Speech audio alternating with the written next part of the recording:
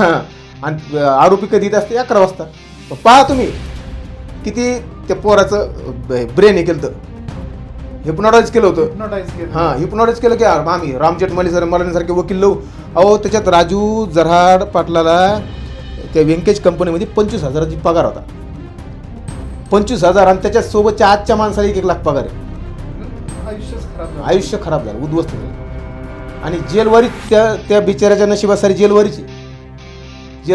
हां, आणि तो जर राजू जर याच्या नादी नसता लागला तर आज त्याचे 2-4 बंगले असते, त्याचे कमीत कमी 100-200 एकर जमीन असते.